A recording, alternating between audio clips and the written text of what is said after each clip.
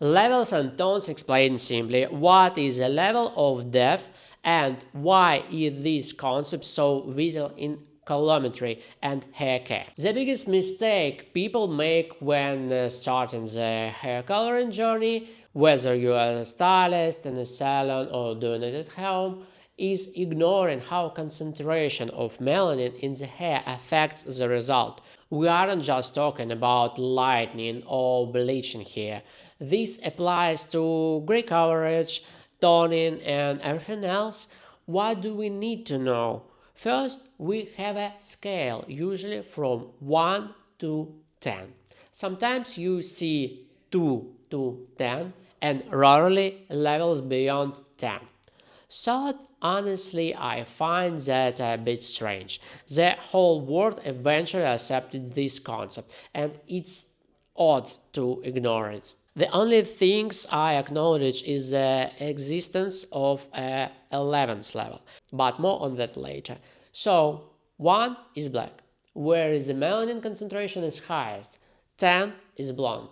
The scale moves one position at a time. However, colorists often use the term half tone because we are talking about color perception and subtle nuances. Often an untrained eye won't see it, but experienced colorists can definitely distinguish at 9.5 from 10 or a 7.5 from 8, for example. It's crucial to correctly determine the level of depth for both natural and colored hair. If you miss the mark, you'll likely make a mistake when creating your color formula. In a previous video, link in description, I talked about why you might get unwanted orange tones. Very often, an incorrect level determination leads to picking the wrong product with insufficient strength. Imagine you misidentify a level 3 as a level 5. You think a product that lifts 5 levels will do the job because 5 to 10 is a 5-step jump.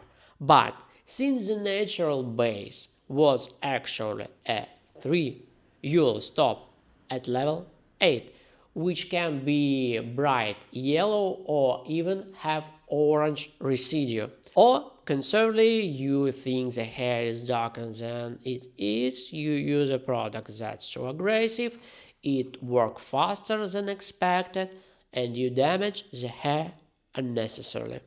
In my early career, I would sometimes misidentify the natural level and color the roots a shade or two darker or lighter.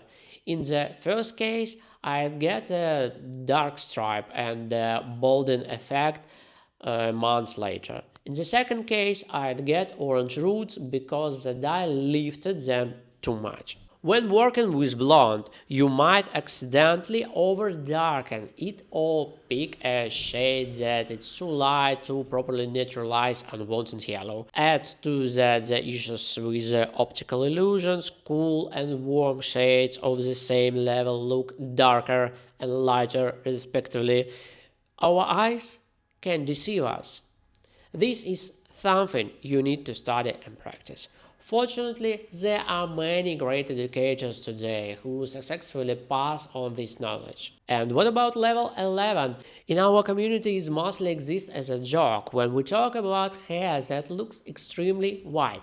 In reality, this is very hard to achieve because as we destroyed melanin, we also destroy the hair's keratin. Even at level 10, most clients will face inevitable hair quality issues. It might not happen immediately.